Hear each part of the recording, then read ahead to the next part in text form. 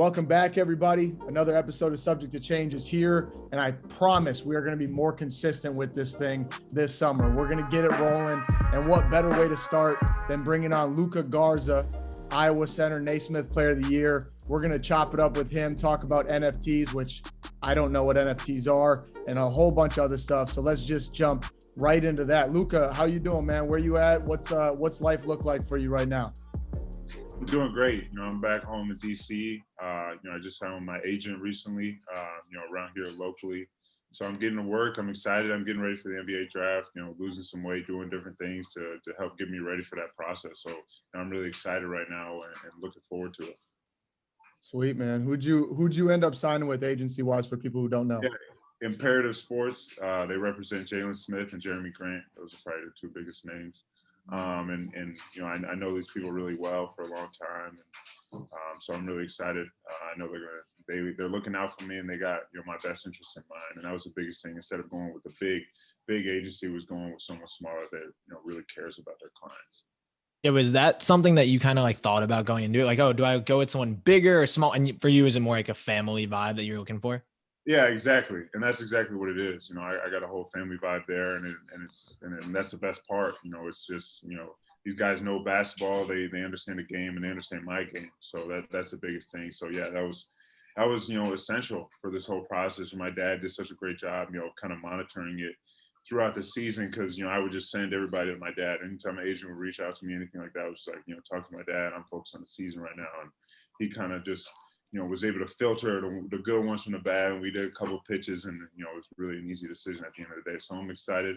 And they got a really good plan ahead for me with my diet and then all my workouts and different trainers and stuff like that. So these next couple of months, I'm excited. I'm going to improve a lot and show some people, improve some people wrong for sure.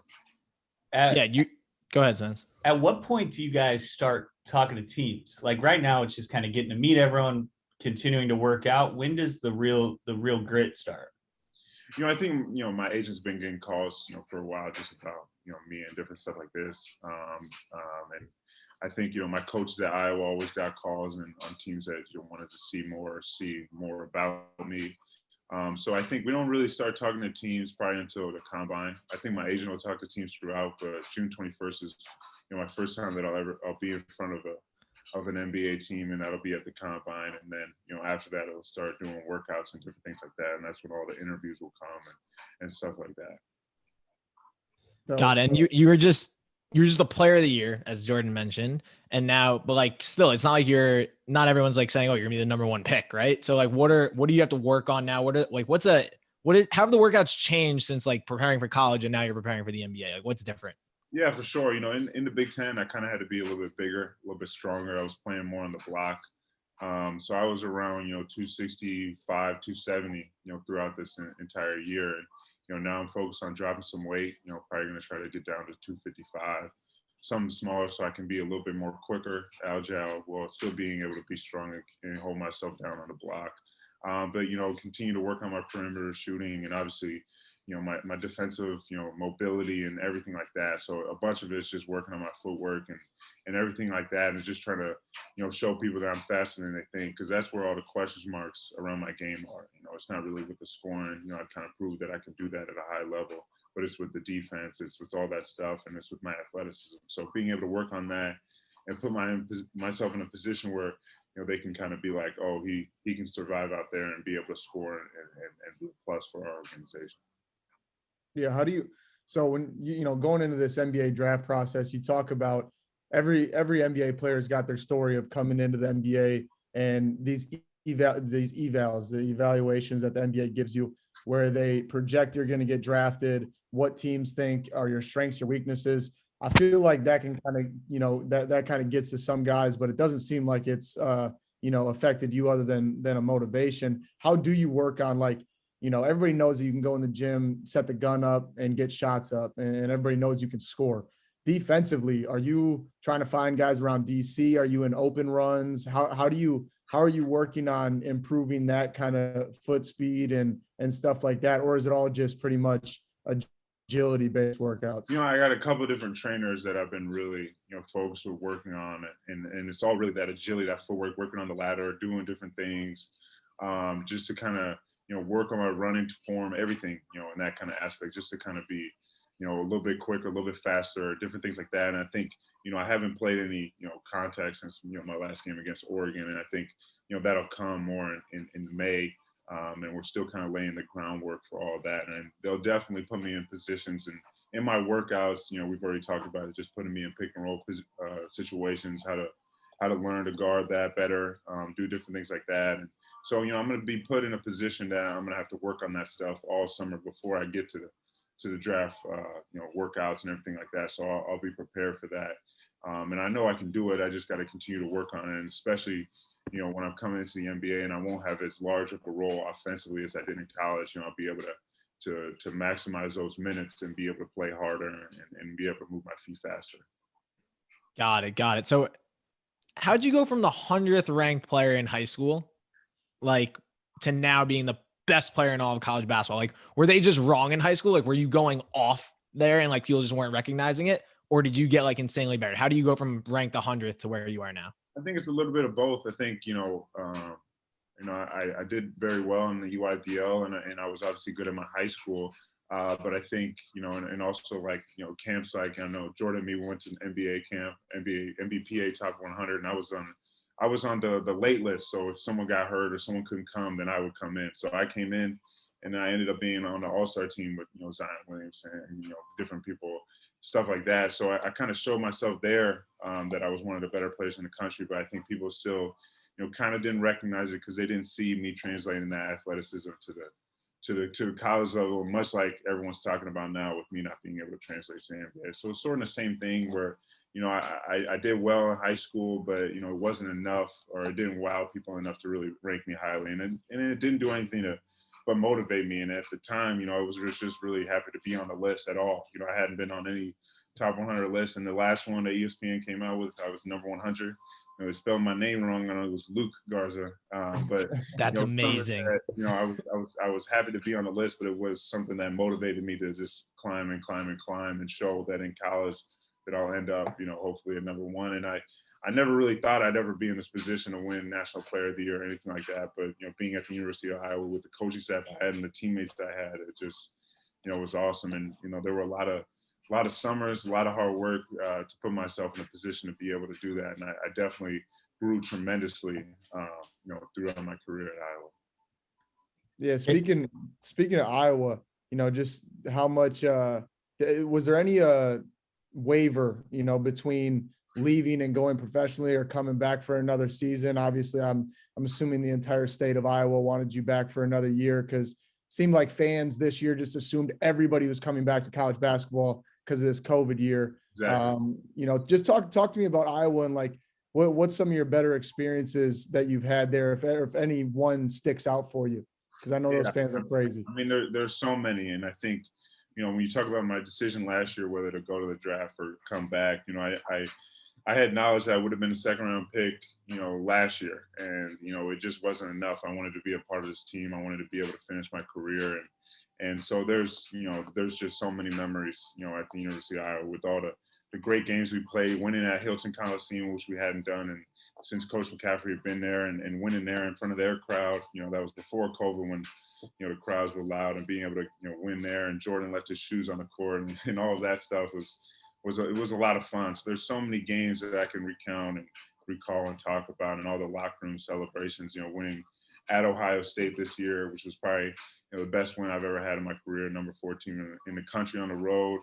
So I think, there's so many games, so many moments to think of. It's hard to really choose. And it's really, kind of awesome to kind of reflect on it. And I'm just so grateful that, Coach McCaffrey found me and recruited me as hard as he did to give me an opportunity to go there. And, when I was first, getting recruited, and, I got off the plane from DC, and I'm in Cedar Rapids, Iowa. I'm like, where am I at? Everything's flat. There's no buildings. I had never been in anywhere but a city my whole life. So I'd never been to the Midwest. So it was completely different, but, I just fell in love with the Midwest in a way, and then all the people. So it was really, really special time.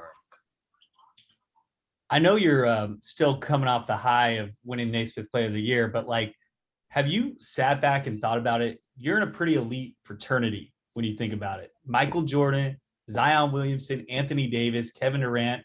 guys like that have won that award for you. Have you won? Have you thought about that?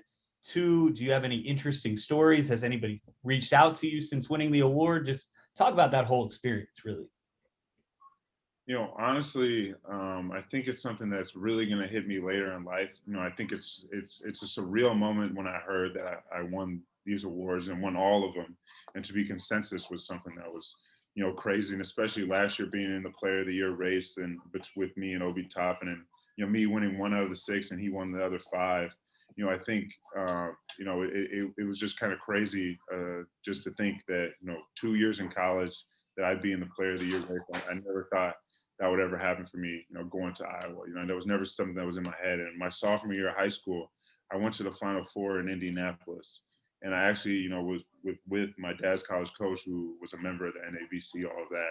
So I got to go to the banquet and watch, Frank Kaminsky, receive his Naismith Award, his AP Player of the Year award, and all of that. And, I watched that, watched his speeches, and I just, I never thought of myself in that way. I never thought that could be possible. So to think now that, I am that guy, that I was, sitting in the crowd watching, it's kind of a surreal feeling. And it's really cool. And I'm just, thankful. I think it really means a lot to my family and because we have a history of college basketball and college.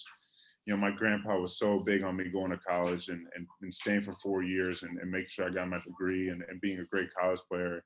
And he knew John Wooden very well and used to go on the daily walk with John Wooden in the mornings and different stuff like that. So when I won the Wooden Award, that was something that was crazy for him. So for me, it was really to see the happiness among my family and other people's faces when I won those awards. It was just, really, really, really special. Jordan, did you play against Luka at this camp?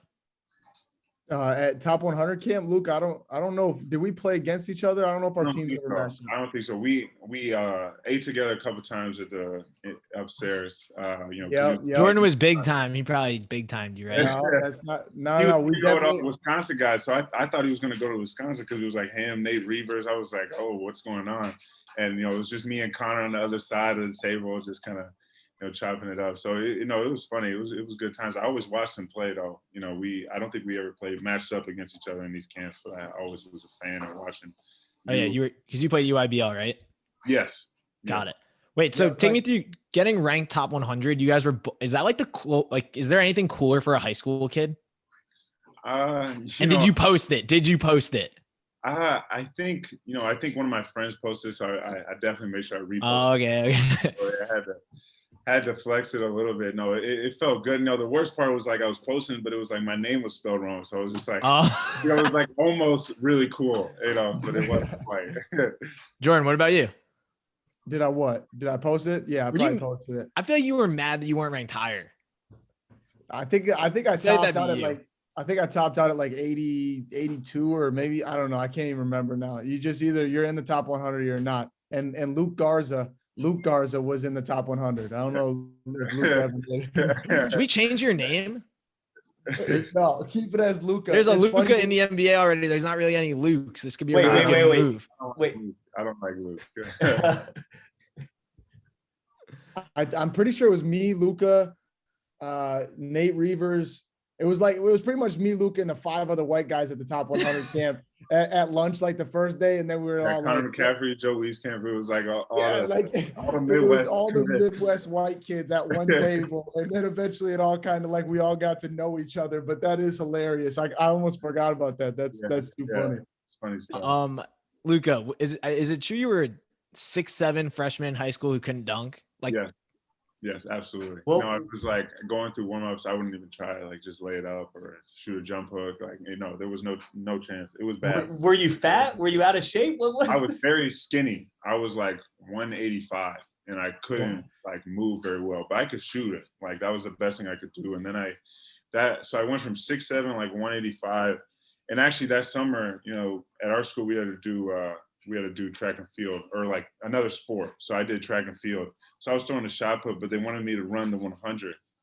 And there's a video somewhere that someone posted. Like it is like I was beat by like 7 seconds. Like the race ended, and it was just like me going on for like a little bit longer. It was horrible. I never did it again. It was awful. But I that summer is when I really kind of started to improve a lot. You know, that summer is when I obviously first dunked, but I grew to 6'9". You know, I went from 180 to like 230. Like it was just like a big summer in terms of continuing to put on weight. So the next year, I had more of a better body, but I still wasn't, quick or fast. And I was just continuing to work on that. And then, I had surgery after my sophomore year, and I kind of got up in weight to like 260. And I was a little bit bigger. And then I had a month in August where actually my AU coach, like he came over and when I was in the summer and pinched like the fat on the side of my waist. And I now found out like a couple weeks ago, my dad told him to do that. And that like just pissed me off. So in August, I lost 30 pounds, like in the month. I worked out like 3 times a day, crazy diet, all of that. And then I came back, I was 6'10", 6'11", 230. And that's when I started to really receive high major offers. That's awesome. That's like a transformation. That's cool to hear. In high school, though, in AAU, you played against a lot of guys in EYBL. So Michael Porter Jr., Trae Young, Colin Sexton. What was that like? Like, did you know like all those guys were league bound when you played against them? Did you go up like against Michael Porter, for instance, a big guy? Yeah, for sure. The craziest thing was, I played against Colin Sexton in 16U, and no one was talking about him, but he was dropping like 30, and I was like, this guy's different. Like he's better than a lot of the other like guys that are ranked higher than him or whatever. And so then the next summer came and he continued to do the same thing in the EYBL, and then he still wasn't like crazy highly ranked. I'm just like, this guy's an NBA player, and obviously he did what he did at Alabama and became a one and done, and obviously he's a really, really good pro. But there's a lot of guys. I played against California Supreme had a really big squad. They had was that Bolin Sharif? No, it was DeAndre Ayton and Brandon McCoy, who were 2 like top 10 centers at the time.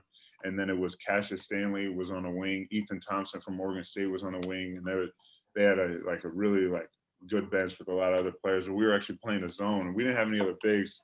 So I was a 5. And they posted both DeAndre Ayton and Brandon McCoy on the block. So I'm going from one block trying to front DeAndre Ayton, the other block trying to front Brandon McCoy, and we actually beat him. And it was one of my better games in UIPL. But we played against everybody.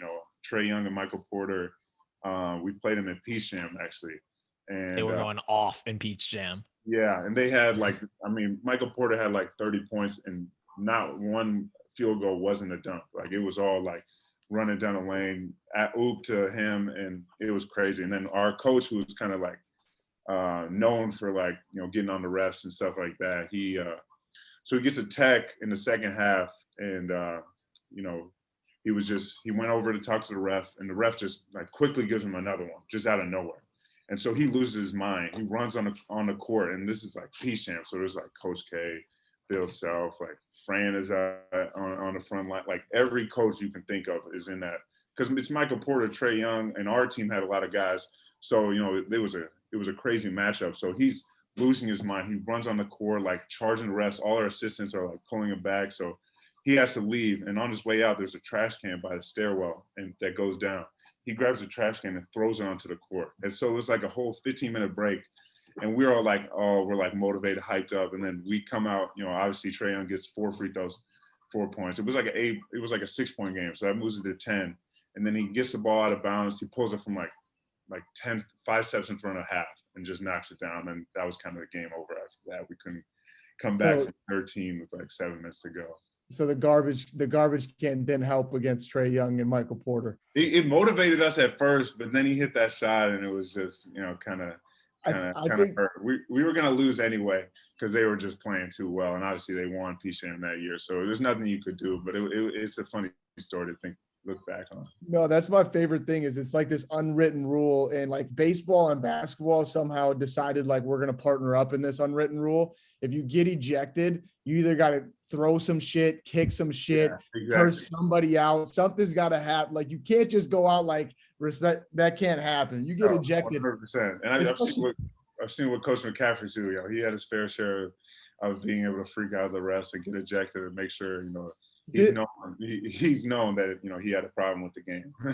Did Fran ever get kicked out? Coach McCaffrey ever get kicked out of a game? Yeah, my freshman year at Maryland, Bo Borowski actually teed him up twice in a row, and like he didn't deserve the second tech. Like, it was crazy, and he threw him out. We were like, the refs were not good that game. It was bad. Like we had a play where Anthony Cowan kind of inadvertently just elbowed like our big man who was trying to set a screen, and then the next play, he goes down on offense and he shoots the ball, and like Jordan swipes down but doesn't touch him, and he gets a foul with 3 shots, and that's when coach kind of lost his mind, and it was just bad. But no, it's funny. He's everyone thinks of Coach Fran as this guy who's always yelling and all of that, but 99% of that is at the refs. As players, we catch it a little bit, but it's mostly directed at the officials. And off the court, he's like the funniest guy I know. He's a family man. He's drinking Mountain Dew and eating pizza. That's Fran.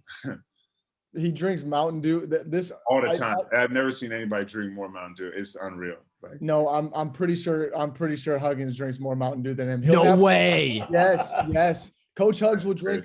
He will drink Mountain Dew during practice. Does Fran do that during practice? Okay, not during practice. So you might have me beat, but I think what's up with D1 coaches drinking Mountain Dew?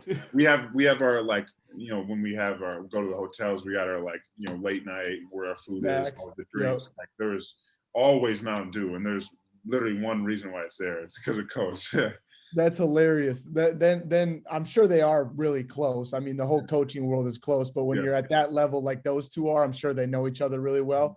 But it's funny that they both had this Mountain Dew kick. And then my freshman year, Huggs got kicked out actually in Hilton Coliseum against Iowa State.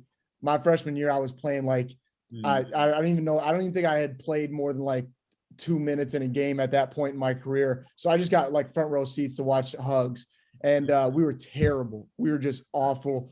It was the worst year in history at that time. And you ever watch like a coach just get to a point where the game's going so bad, we're down by like 35. Hilton's loud as hell. I think Huggs is getting heckled by like 4 farmers in the first row. And he just loses his mind. He pretty much looks on the bench and is like, I'm gonna do it. And he just walks out 20 feet onto the court, stops the game, literally just yells until they kick him out, and then he just continues his walk. I'm sure he cracks a Mountain Dew as soon as he gets into the locker room and waits for us to finish up. That's funny though.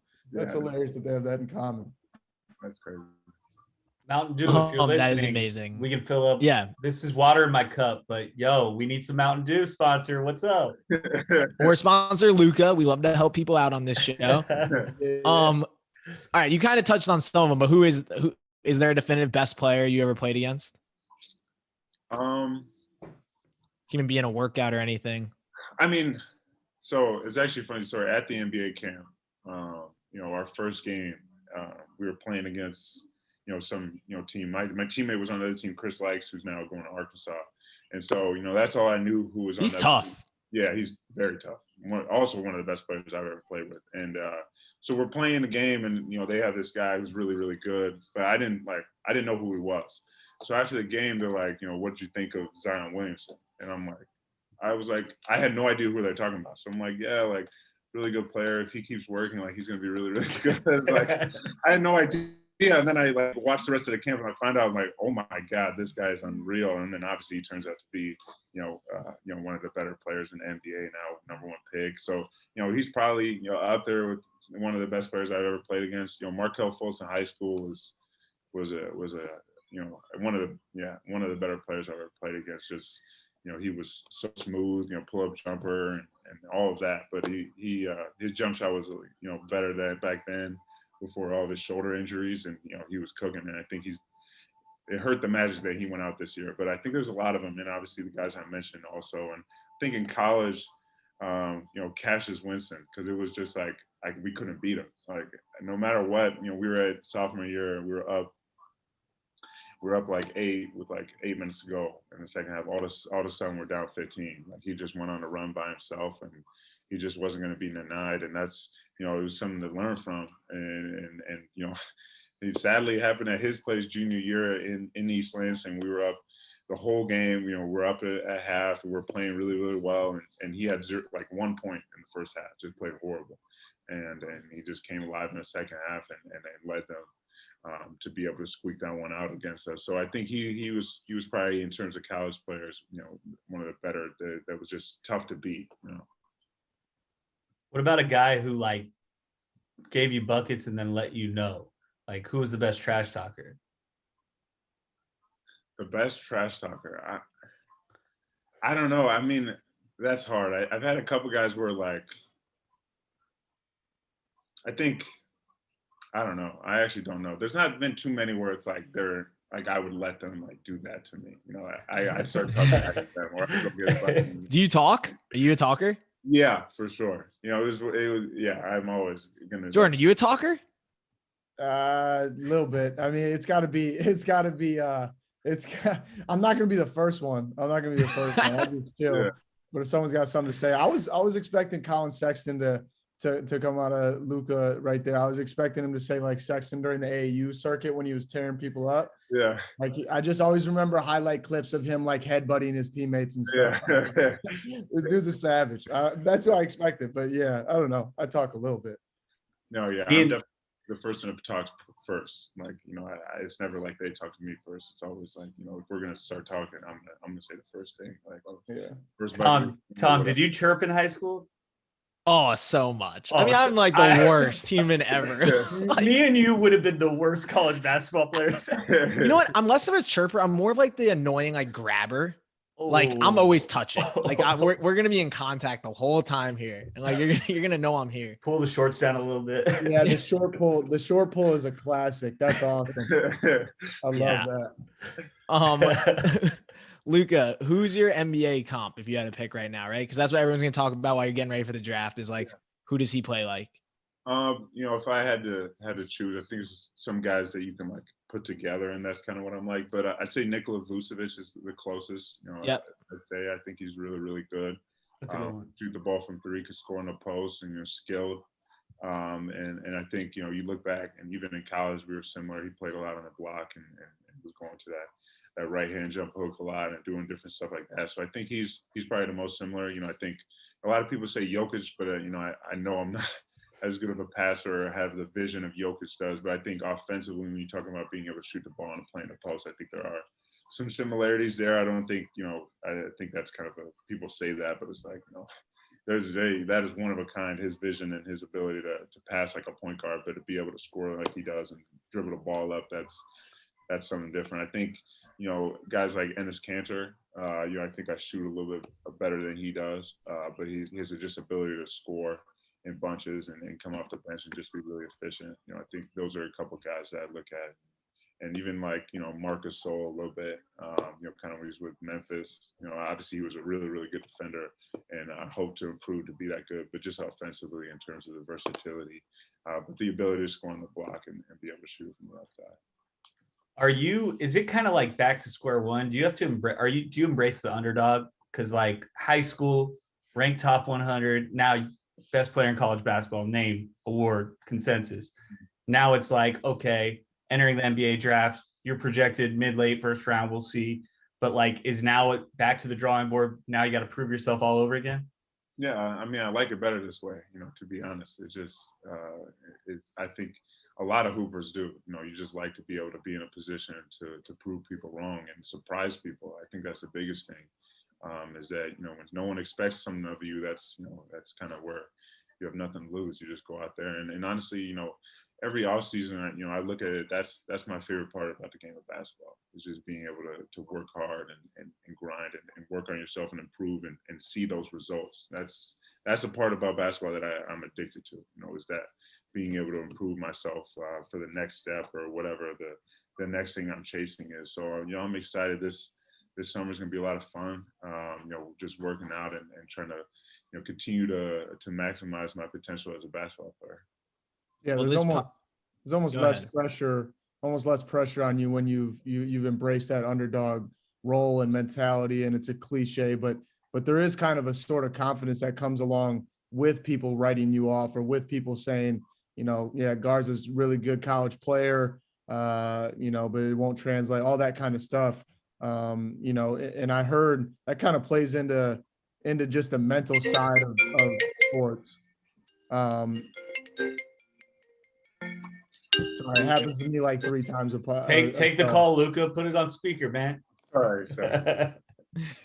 But no, I was just talking about, you know, the mental side of stuff. And speaking of mental side of stuff, got to hear that you're big into meditating. That's true.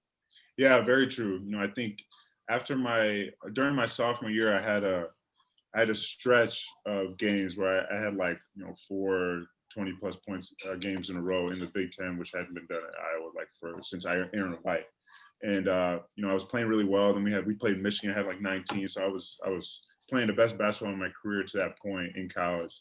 And all of a sudden, I just kind of felt that performance anxiety, that pressure. I was really feeling it. I dealt with it before in my career with superstitions and different things like that, and just wanted to be able to go out there and play the best game I could. So, I just kind of, and then I followed up that stretch with having the worst stretch in my career because I was letting that mental stuff get to me. Everybody talking about me or starting to talk about me. I just kind of let it bother me a little bit too much. So I kind of just was talking to my dad, and we had done different things like visualization and all of that, and I'd worked on that, but I told him I just needed to take the next step with that stuff because I still was not feeling comfortable going to these games. I'm thinking too much about different things that are taking me away from playing my best basketball, and I'm not living in the moment when I'm playing. And at certain points I felt like that, and so my dad's business partner is a Sikh, so he wakes up, he meditates every single day. He's a what? I'm sorry. A Sikh. Okay. A Sikh, where he wears like the turban. Yep. He's a converted Sikh, like he was back like a hippie back in Boston, in the Right. 70s. And he changed his life around and has been a Sikh for a very, very long time. He's business partners with my dad, so he does all this meditation stuff. So, we're starting to do some different things, and I really liked it. And actually, the first time, I kind of had the idea. I was like, I kind of want to do a guided meditation with him and with my dad before a game. And the first game, I said that was we were playing at Michigan my junior year, and that was the first game that I actually did a full guided meditation. And obviously that was a game I set my career high, and I had 44, and that was a crazy game. And then after that, I was like, I just felt so in the moment in that game. I'd never felt like that before. So I made sure that, that was something that was a routine for me, for the rest of my career. And this year, with the COVID year, it made it even a little bit harder mentally, just because there was no distraction. You play your game, you play practice or whatever like that. You're going back to your house, and you don't get to do anything. You don't get to go to class or have anything to really take your mind off basketball. So for me, we stepped it up again, and we went from just doing those on as a daily thing, or as a game day thing, do a meditation on a game day, to I was doing it every single day.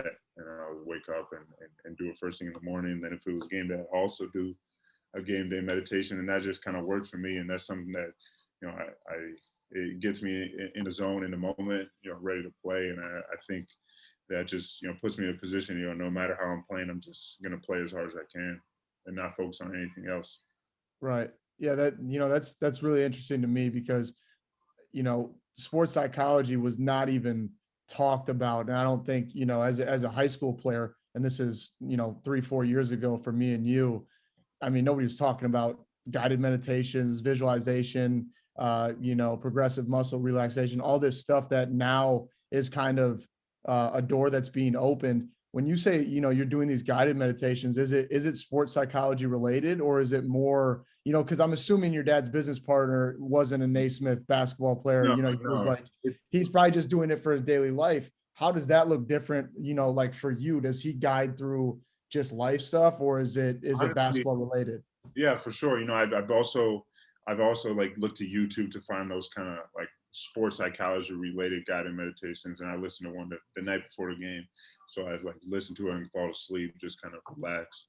So that one's more geared towards sports performance. But with Ganesh, it's more breathing exercises and different focusing on your breath and not focusing on anything else. And when you do that, you just, when you go finally open your eyes after 20-30 minute sessions, like, wow, you didn't let any thoughts come in besides just focusing on your breathing and holding your breath, or whatever the different pranayama is what it's called, or whatever the different ones of those you do. And actually was something that I talked about a lot my junior year, and I actually had a couple of teammates who came up to me and were like, going into this year, who were like, yo, like I'm dealing with the same kind of performance anxiety things. And it ended up being, Ganesh, my dad, and like 5 or 6 of my teammates before every single game we were doing that.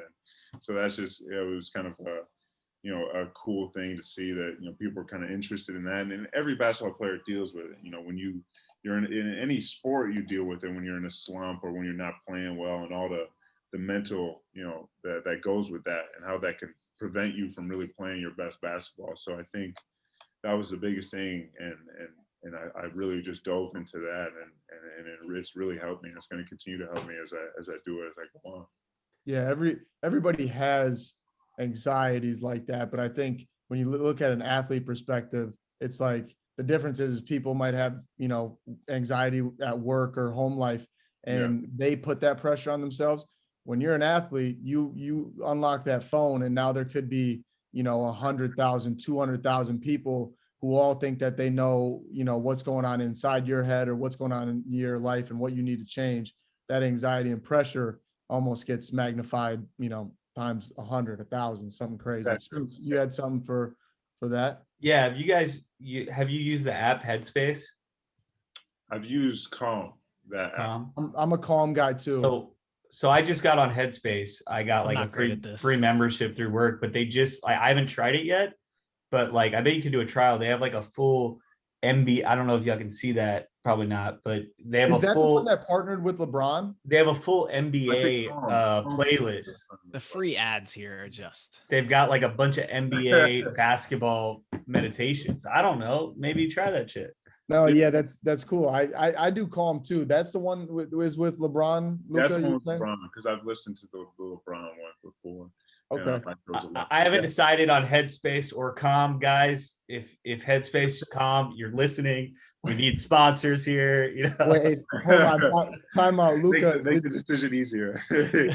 Luka, did you say that LeBron he's the voice? It's LeBron doing a guided meditation. Is that right? Yeah, it's actually kind of funny. Like, bro, yeah. That is psychological warfare right there. I don't want that if I'm going to be playing against him one day. It's like there's like a music that's like calming, and then he's just kind of like talking about his experience with meditation. And basically, he did he did like 6 or 7 different episodes, which is like. Are they good? Are they like? Have you listened? He's good at everything, Jordan. Yeah, he actually is really good at it. And, it's it's not something that's like, oh, I'm gonna listen to that before I play for me, right. But it's something like I listen to, and I liked it a lot. I definitely. Yeah, don't listen to it next year before you play the Lakers. Don't do that. Maybe he'll be on the Lakers. Hit the free throw line. Hey man, They need a big who can shoot. I'm just saying. I listened to your guided meditation before the game that he dunks on you, dude. Man, maybe LaMelo should start doing that. What? All right. Anyways, before he gets into that, so you just got all this other like off the court. These are the people we love bringing on to talk to, because basketball is great. It's a lot of fun. I mean, it's my passion. It's our passion. But what makes it fun to talk to people is like, show me the different levels and layers of a person. And then not only do you have the meditation side and the mental aspect that can help off the court, you're also doing off the court stuff we talked about it before the show, NFTs. First of all, for people, dumb it down like me, I have no idea what an NFT is, but I keep seeing these things start to pop up. I don't know if it's like a cryptocurrency. It could be anything. I don't know what it is, but I gotta hear from you what this is and how you kind of got into it. For sure. So, NFT is a non-fungible token. That's what it stands for. And basically, the easiest way I can explain it is like a digital trading card. I think that's the easiest way to explain it. I think, with cryptocurrencies, that's how you purchase NFTs. You have to put your money into a wallet, online wallet, there's different apps, Coinbase, other things like that. And you turn your money into, whether it's Bitcoin, Ethereum, or any of these different cryptocurrencies. I think my first NFT was sold in Ethereum. So it ended up going for 19.91 Ethereum, which is $41,000. And that fluctuates a lot, those numbers, because it went up to, after I withdrew the money, the Ethereum went up to like 48, 49,000. It just kind of fluctuates depending on the markets. But, so, the cool thing about my NFT was, I added a whole kind of package to it. And what came with NFT was a signed pair of shoes, getting a meet and greet, basically, where we did a meditation session, where we played horse or whatever like that. And that's going to happen in the future. I've already met the person who purchased my NFT. And he's a really, really cool guy, and I'll get to him more later. But so we also, did all of that, and also part of the proceeds were going to the University of Iowa Children's Hospital. So that was something that was really important to me, was to make sure I gave back to the hospital. And the Children's Hospital is so connected to the University of Iowa athletic program, with the wave and all of that stuff. We're all passionate about stuff like that. And Jordan Bohanna has given tons of money back to the hospital already. But now that I'm starting to be, in a position where I can monetize off my name, image, likeness, I'd like to continue to give back, to the hospital and different things like that. So yeah, it's a digital trading card. After I did mine, it was actually cool to see that Jalen Suggs and Evan Mobley also released their own, which was kind of cool. I was kind of the first college player to ever do that. And so for them to do it is kind of just continuing to make it something that's going to be around for a while. And I think, when you look at NBA Top Shot and how successful they've been with those NFTs, those are the same thing. They have the reason like I couldn't post a clip like that is because the NBA has the rights to those videos. So it's all different. That's why they can do highlights and different stuff like that. And we have to stick to images and different things like that. There's different ways around that. But, with the other people releasing their own NFTs and other people kind of reaching out to me like, yo, you were that successful with your first NFT. What did you do? How did you do it? It kind of struck upon the idea with, honestly, my dad and me and our designer, and honestly also the guy who purchased my NFT. We got on a call with him, and he kind of also, we all talked about this idea of launching my own Luka Garza NFT group.io, which is going to be a space where, in the coming weeks in July, or coming months in July 1st, when 14 states pass NIL and different states across the country, college players are going to be able to start monetizing off their name, image, and likeness. And so I'd like to, I'd like that group to be somewhere where these college players went to, of any sport, for me, to kind of help them make their NFTs in the model that I did, and ensuring that they will be the most successful ones, and they can start to do that. And so I think it's going to be a really cool thing. Hopefully I can get some really cool athletes to come and work with me, and I could definitely help them. And obviously, to be able to make an NFT, there's so much that goes into it. So not the regular college athlete is going to be able to do all of that, with the blockchain technology, with all the people and different things to promote it. It's really hard to do it by yourself. So that's why I'm kind of providing this service, if you will, to kind of help them facilitate that and be able to be successful in monetizing up their name like this. You're obviously knowledgeable about NFTs, about Coinbase, about crypto. Was that a passion before going into this, or is this something you've been learning quickly over the past few months? How did it, I guess, all come to you? A little bit of both. I'm an economics major at the University of Iowa, so I know the tech world a little bit. And my dad was also an economics major and big into the tech world and business world. And so I had followed NBA Top Shot. I thought it was a really cool idea. I started to learn more about it when it came out. And then, my dad actually was the one who came up with the idea of doing an NFT of my own. And, I hadn't even thought about that. And I just loved the idea. And I wanted to make sure, it was unique, it was different. And that's why all the utility that came with the card happened, was we just kind of thought about different ways to do an NFT and to create awareness about them. And so it was really awesome to work with my dad on that. It was really cool. And he has a great business mind, and I'm starting to learn from him, and I've earned money from him, kind of my entire life. So, it's a really cool opportunity. I think it's something that is unique. It's fun. And I think it's kind of the way of the future with, the way the Top Shot is going.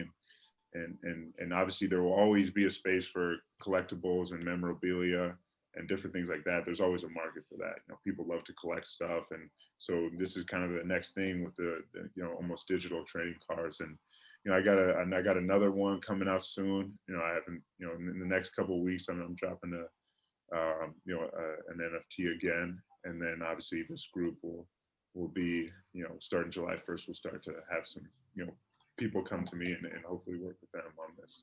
Yeah. So now just remember, I'm a dumbass. I don't know anything about anything when it comes to crypto NFTs.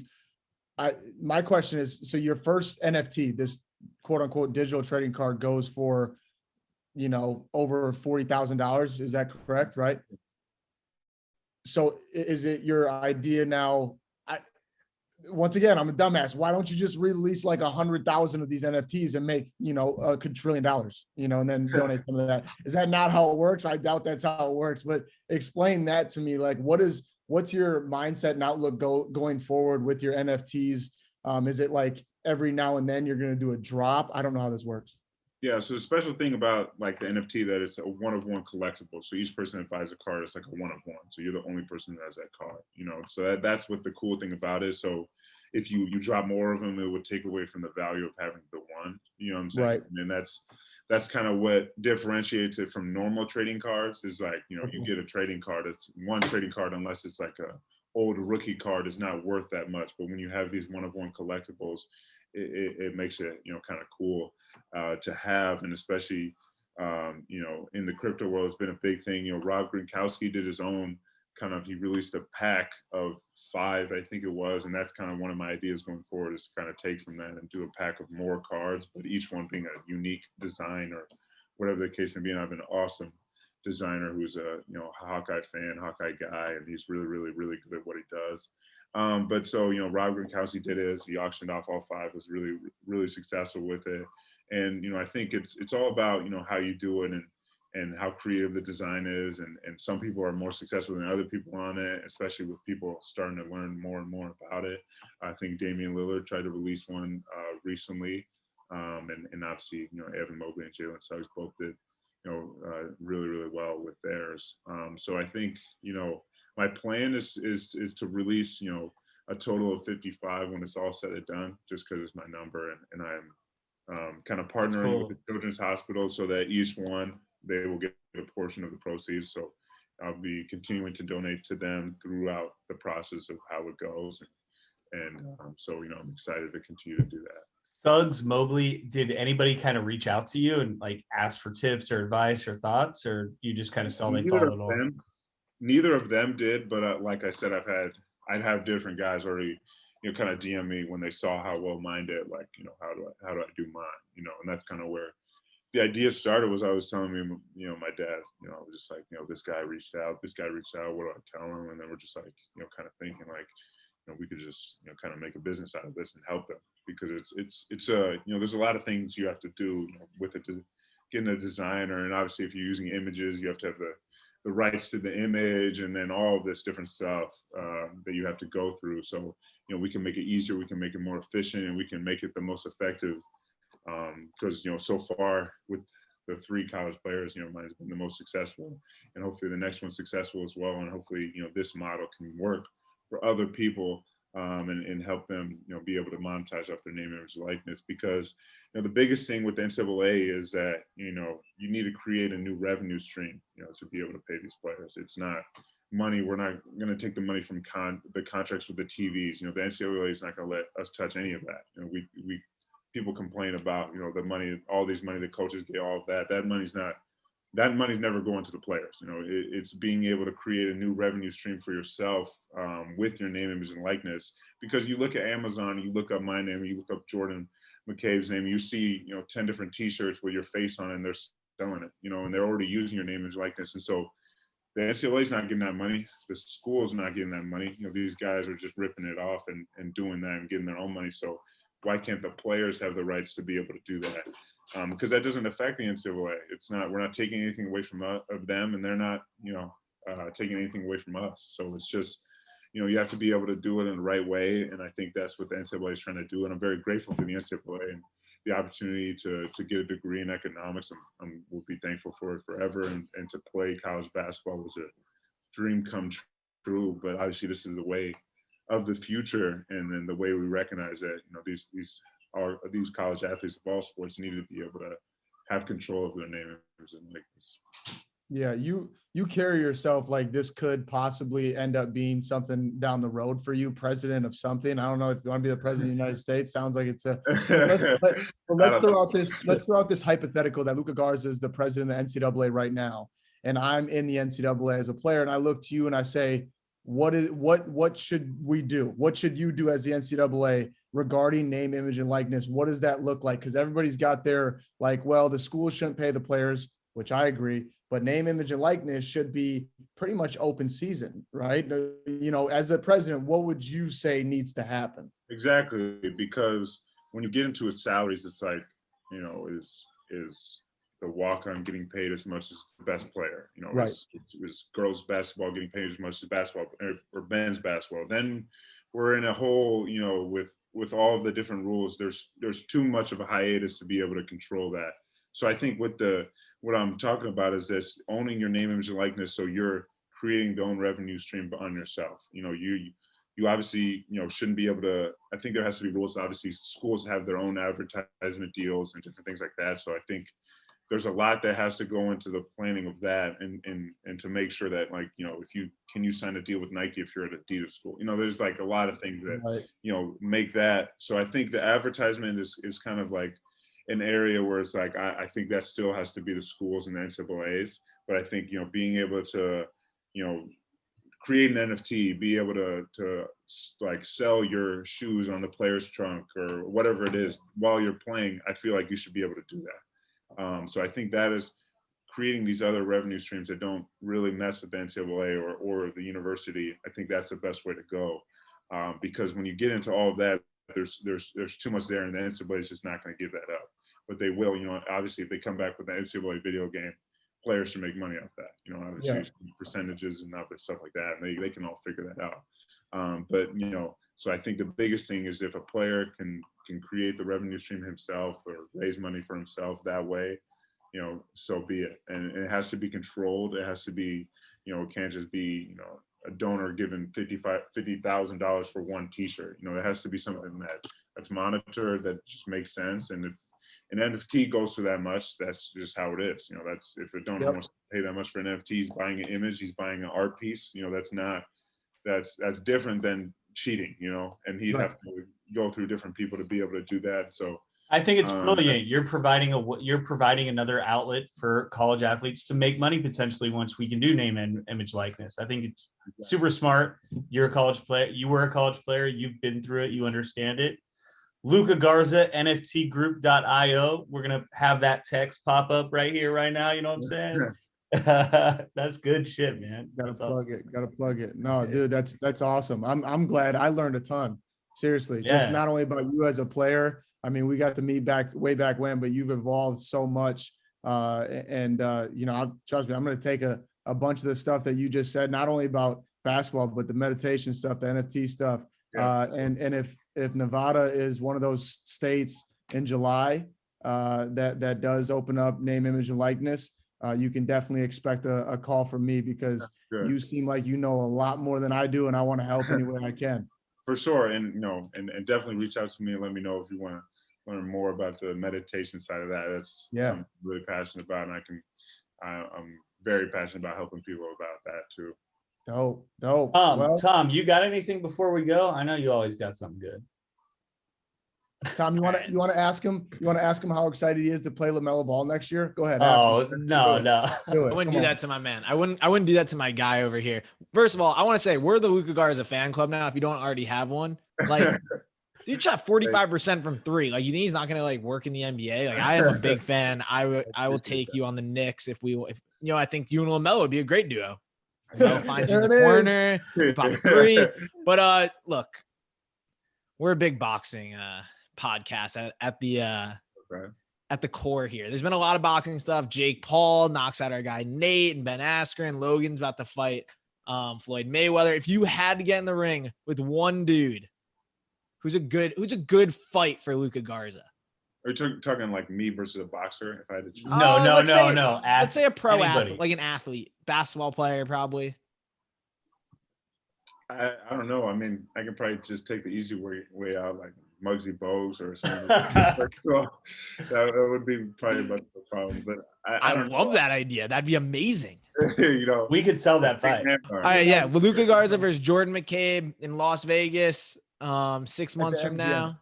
Hey, Luka, look, dude, they're making 60+ million off these fights. We may as well get it. It's a gold rush. Let's No, head we out do there. it. We do a tag team. We do Jordan and Luka versus like Julian Newman and I don't know, Tyson Fury. Rob Bob. Nikola Pekovic. Rob Oh, Bob. God. Or just go for Jake Paul. Ooh. Hey, if you want to throw shots at Jake Paul right now, we appreciate it. You want to say Luka, anything about him? I don't know. I think what he's doing is really smart. I think he's Yeah, taking me too.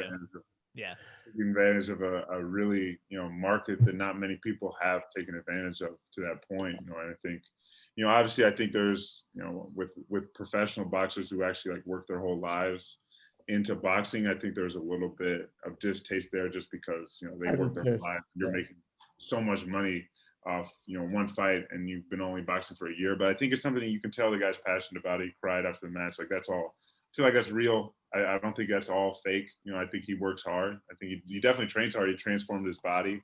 So he's putting the work in and obviously he has a name. So, you can't be too mad at it. I think he's being really smart and take advantage of something like that. And he also did his own NFT about the boxing thing, and he released his own. It was like, How much does that one go for? Huh? Do you know how much that one was for? I don't know.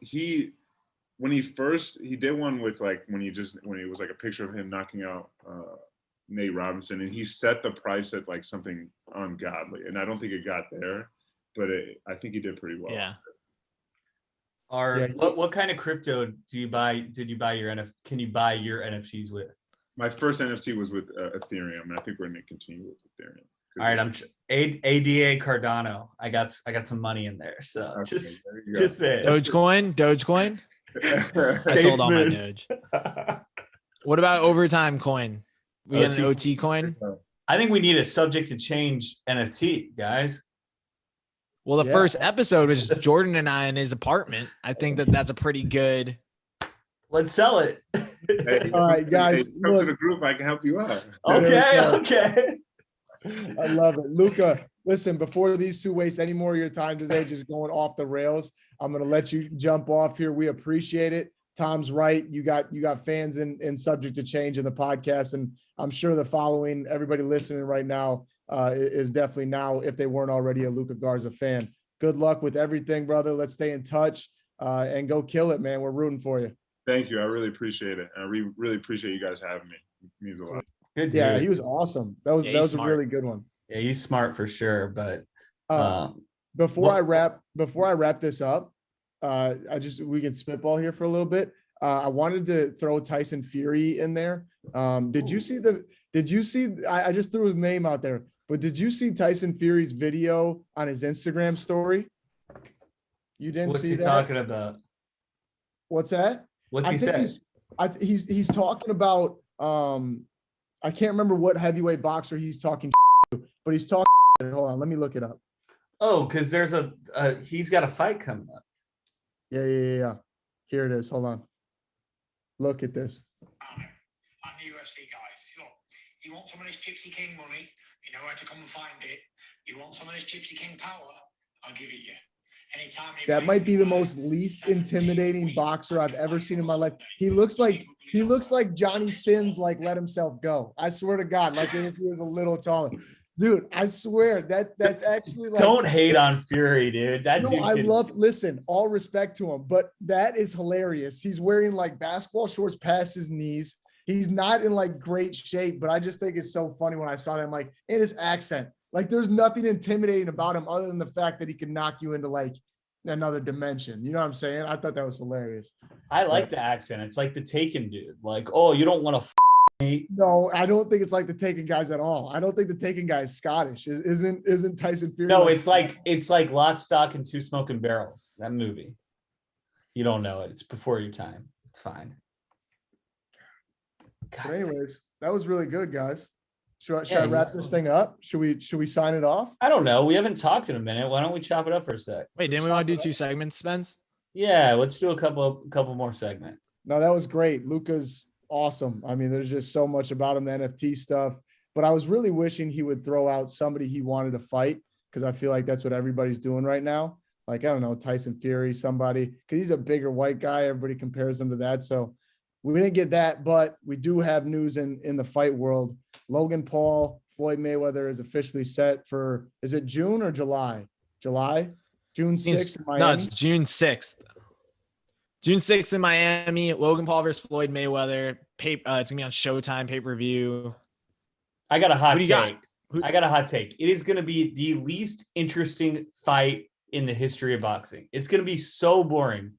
And this is why. Like, Mayweather is just so fast. He's going to be dodging the whole time. Logan's going to be throwing these slow haymakers, and there's going to be no contact at all. It's going to be boring. I could not disagree more. I think, like, it wouldn't surprise me if Logan wins, like, at all. That's just the stupidest thing I've ever heard in my life, Tom. He's got 100 pounds on him. He's got like 10 inches on him. He's younger. He's been training nonstop. Jake's over here killing people. Like, I don't know. I just think it's bad. Like, do you really think Floyd's punches are going to hurt Logan? Yes, I truthfully do think. I mean, I don't know. You ever been punched by like a little kid? Like, has your like little like cousin ever punched you? You're comparing the greatest boxer possibly of all time to your little cousin right now. I just want you to make size sure wise, yes. You weigh what, like 190 pounds? Yeah, that's actually really good. I'm close. I'm about 180. Okay, if a person who's a 90 pounds punches you, nothing is happening to you. I don't think that's a fair comparison whatsoever. Here's what I do think is going to happen. I don't think it's going to be a knockout. There's no way. I think the sports world would burn down if Logan Paul won. I don't even know how people would react. They'd be sad. We would be sad. No, but I don't think anybody knows how they would react. I don't think anybody wants to give it even a possibility like you're doing right now of Logan Paul potentially, because it would collapse the whole system of what it means to be a professional athlete. I don't care how old Floyd is. If you're 50-0 or 49 and Conor McGregor, whatever, if you're 50-0, there's no reason you're even going to like let this be close. Now, I guess the only question is whether or not you're going to illegally stream it or you're going to buy it. Are you going to pay pay-per-view for this fight? That's the real question. Now that I bought the Jake Paul fight, that's the first fight I've ever paid for. You like, bought that? Yes. I paid for the whole experience, which like, I'm glad I did. All the people who I sent websites to, like it's shut down right when the fight started. I have to do it for work. Like it helps me to know like when that fight ends. Like it really does. Right. But I think I'll buy this fight. Spence? And I'll watch. Yeah, I think we're going to buy it. I think a close one. I think it's fair to say we can expense the fight, Tom. I think it's fair to say I'm trying to go to the fight. Like I'm legitimately trying very hard to get to this fight. I think we should do a live podcast outside the arena if we can't get in. Or we could try. You're going to be in Miami anyways. It's a pretty good vlog. Yep. Really good vlog. Really good vlog. But hold on, rewind. The fact that you bought the Jake Paul fight, I mean, that's unfortunate because there were streaming services that got it up there. Now I was watching it and like right when the Paul fight came on, it sounded like a ping pong ball, like off the paddle, but like, so they messed with the audio, but the visual was still there. And then I found another one and it streamed just perfectly fine for the 30 seconds long fight. But that's unfortunate. I will not be buying this fight. No way in hell. The reason I bought it. So I was with like my 5 boys and like, we were really hyped to hang out and they didn't know anything about the fight. But we're like, hey, we're each gonna chip in $10 each. Like it'll be great. So I buy it at the beginning of the night. We start watching it and I'm like hyped. Like you got Snoop Dogg there. Pete Davidson's doing like stupid stuff in between. We get an Ice Cube performance. We get a Justin Bieber performance. They turn it off. They're like, yeah, we'll turn it back on when Jake Paul is about to fight. I'm like, if you paid for this just for the fight, like we are going to be miserable the whole time. Like you're paying for the whole experience. You're paying for the stuff in between fights. That you are 100% right. 100% right. So that was my logic. It did not work. My friends did not enjoy it. I don't know who do you think Jake's going to fight next? I think that's the big thing now. Who do you want to see him fight now? I want to see him fight Pete Davidson because I guess he hates Pete Davidson. He's all butthurt. He's all butthurt that he hired a freaking comedian to come in and he's now upset that the dude made fun of him. Like that's literally what the guy does for his job. Is there any shot we get the Jake Paul for Fury's little brother fight? That guy's yoked. So that guy will. So he's 5-0, but apparently the record of the people he's beaten is like 10 and 1,000. Like he's fought no one also. I think you're going to get Jake fighting one more borderline person before then. I think you're getting a celebrity in some way or a UFC guy again before he fights a real boxer. He's got to keep winning. Otherwise people are going to stop watching. You know what I'm saying? He's got everybody in America by the balls. Like everybody watches Jake Paul, whether they hate him or love him, until he loses, he will continue to draw money. It doesn't even matter if they're that good of fighters. Okay, so on the flip side, what about Logan? So after Logan gets smoked, because Tom, he's not going to win the fight. So No. after he gets smoked, is that it? Is he just going back to being Logan Paul? Is he going to put on the gloves again? But it's like his biggest payday ever. Like, yeah, the tough thing for him is that he'll now be 0-2. And it's like, he said on his podcast, like, I don't mind being the guy who keeps losing. So like he's down to keep taking these fights. Like it's just weird, but I don't know. I think he after this takes like a fight that he can win. Like he needs to win. I think what happens, he might keep doing that. Jake's going to keep his hot streak going till he loses. And then in maybe a year or 2 years, the two brothers are going to make $150 million fighting each other. $1 zillion. That's what's going to happen. That is really, and that's a good call. Now, see, Jake is going to lose eventually, and he's going to be like, I did it on purpose. Now you're going to pay for the rematch, and he's going to do a rematch, and he's going to do the whole fight thing that boxers do. Here's a fun one. What would you pay? What would people pay for the Ben Askren Nate Robinson fight? Yes. And I think Nate wins. Nate's in better shape. I think Nate wins. I don't know about that. Did you see that Jake and Ben were actually supposed to wrestle after, because Jake was like an all-state wrestler and Ben's an Olympian wrestler, but he's like out of shape. Also, our guy Ben Askren was on this podcast. He really let us down. Like we don't talk about it. Like we were on his side for a little bit. Can y'all believe how that worked? I like DM'd him. We let him back on. Yeah. I was on his side pretty all the way through, to be honest. I saw one, okay, right 24 hours before the fight, Ben Askren had like an open workout, like training session. And now instead of like throwing punches from here, looking like, I don't know, a geriatric in the YMCA, he was really snapping off punches. And I'm like, oh shit, like Ben Askren was just messing with everybody. He's a genius. And now like, he's really going to go in there and destroy. Yeah. Jake Then he Paul. took his shirt off and he looks like me. So I didn't even care about the shirt thing. I'm like, look, he could still throw him, because he was snapping punches, jabs, all this combos. And then he goes in the ring and it literally looked like he just somebody should zoom in and see if he winked at Jake, like, okay, now, and just dropped his hands and let him knock him out. I don't understand it, but we are. Subject to Change is becoming the podcast that produces the people that Jake Paul chews up and spits out. Yeah, we got to get Fury's brother on.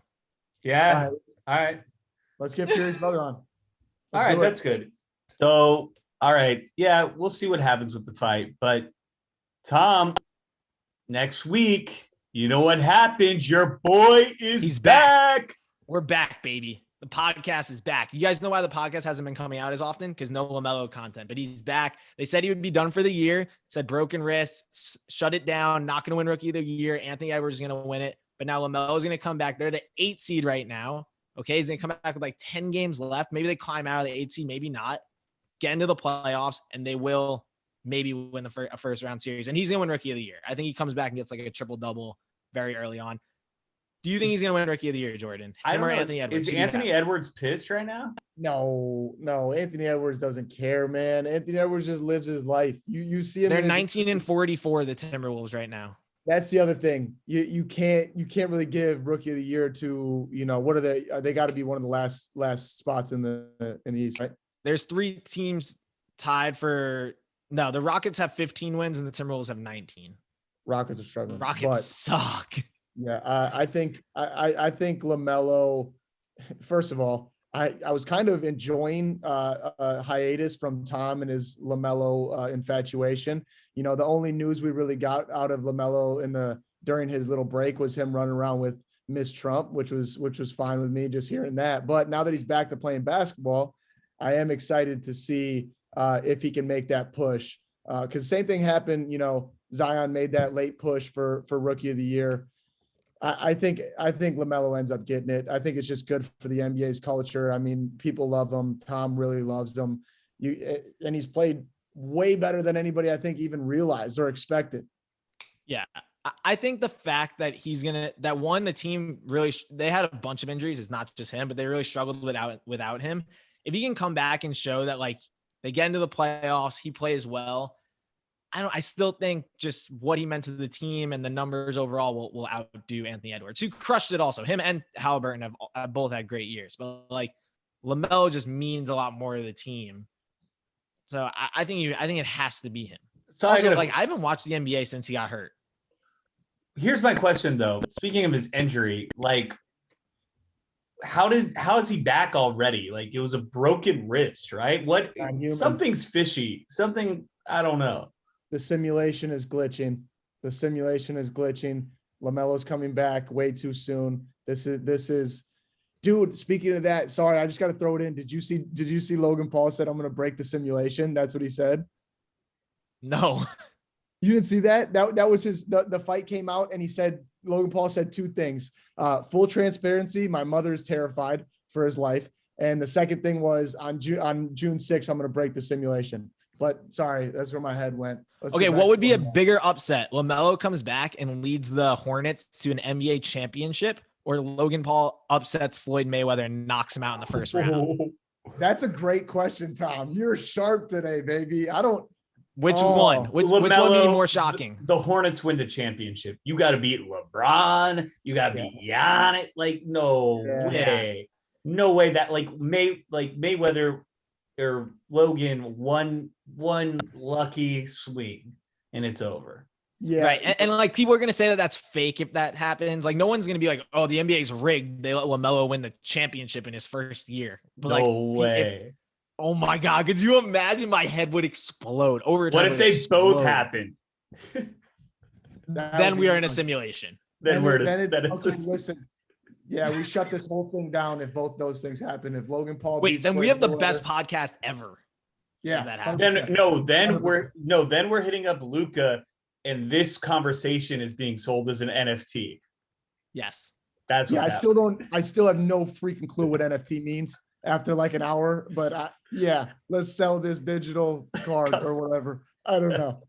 Okay, so LaMelo's going to win NBA Finals. Him and Gordon Hayward put the league on their back. They upset the Nets. They upset the Lakers. Well, that's really it, right? They don't have to pay the rest of the Western Conference.